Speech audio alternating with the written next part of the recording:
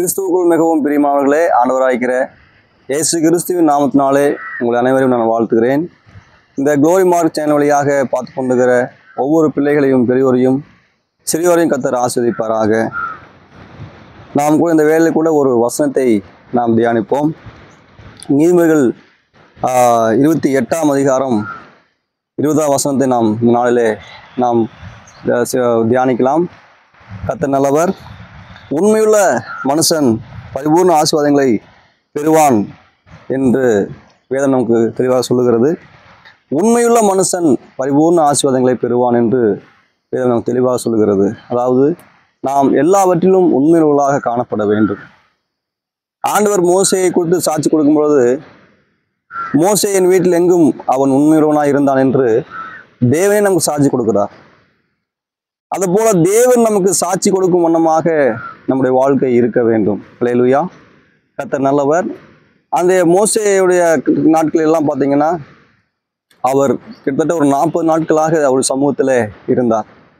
அவர் சொன்ன நேரத்துக்கு கரெக்டாக அதிகாலையில் அந்த நேரத்துக்கு கட்ட போயிடுவார். அல்லேலூயா. அந்த அதிகாலையில் ஆண்டவர் வந்து அங்கே சொல்லும் பொழுது அந்த குறித்த நேரத்தில் அங்கே வந்து அவன் தேவனுடைய பாத்திரத்தில் காத்திருந்தவனாக காணப்பட்டான். அந்த மோசேக்குள்ள இருக்கிற அந்த உண்மை, அவர் சொல்ற அந்த வார்த்தையை கேட்டு அந்த மக்கள் மத்தியிலே அவன் சென்ற ஊழியம், அவருடைய உண்மை, தேவனுடைய சமூகத்திலே அவனுக்கு அந்த உண்மையை பார்த்து தேவன் சொல்லுகிறார், மோசே அவன் தேவனுடைய வீட்டிலே உண்மையில் உணாய் இருந்தான் என்று சொல்லுகிறார். அதே போல தொடர்ந்து எபிரேயர் புத்தகத்திலும் சொல்லப்பட்டிருக்கிறது. அல்லேலூயா. 3ஆம் அதிகாரம், எபிரேயர் 3ஆம் அதிகாரம் 5ஆம் வசனத்தில் சொல்லப்பட்டிருக்கிறது. மோசே தேவனுடைய வீட்டில் எங்கும் உண்மையுள்ளவனாய் இருந்தான் என்று சொல்லப்பட்டிருக்கிறார். அல்லேலூயா.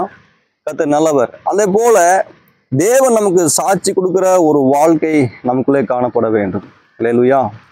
நாம் வந்து தேவனுக்கு உண்மையாக இருக்கும் பொழுது நம்ம எதிர்பார்க்கிற காரியங்களை அவர் நமக்கு துரிதமாய் வாய்க்க செய்கிறார். இப்போ நான் ஒரு வேலைக்கு போகிறேன்னு சொன்னால், அந்த வேலையை முடிச்சுட்டு நான் வந்துட்டேன், போட்டு வந்துட்டேன், சரி நம்ம ஆண்டை தேட போகலாம், காசு அப்புறம் பார்த்துக்கலாம், முதல்ல ஆண்டை தேடணும் அப்படிங்கிற அந்த ஒரு தியானத்தோடு நான் போனேன். அந்த ஒரு ஆண்டவர் தேட ஒரு வாஞ்சையோடு போனேன். தேவன் அந்த நான் ஜெபத்தில் அங்கே உட்கார்ந்துருக்கும் பொழுது நான் என்ன எதிர்பார்த்திருந்தனோ அந்த காரியம் எனக்கு நேரிட்டது. அந்த பணம், வர வேண்டிய பணம் எனக்கு தேடி வந்தது. கர்த்தருக்கு ஸ்தோத்திரம். நாம் அவரை தேடும் பொழுது, அவர் சமூகத்தில் நிற்கும் பொழுது, அவர் சமூகத்தில் நாம் உண்மையாக அவரை ஆராதிக்கும் பொழுது, உண்மையாக அவரை தேடும் பொழுது நம்முடைய வாழ்க்கையில் அற்புதங்கள் செய்ய அவர் ஆயத்தமுள்ளவராக இருக்கிறார். எனவே நாம் தேவனுக்கு பயந்தவர்களாகவும் உண்மையுள்ளவர்களாகவும் இருக்க வேண்டும். இந்த நாளிலே தேவன் அதை விரும்புகிறார். எனவே நாம் உண்மையுள்ளவர்களாக காணப்படுவோம். தேவனுடைய நன்மையான ஆசீர்வாதங்களை பெற்றுக்கொள்வோம். தேவன் தாமே ஒருவரையும் ஆசீர்வதிப்பாராக. கர்த்தர் தாமே ஒருவரையும் ஆசீர்வதிப்பாராக. ஆமென்.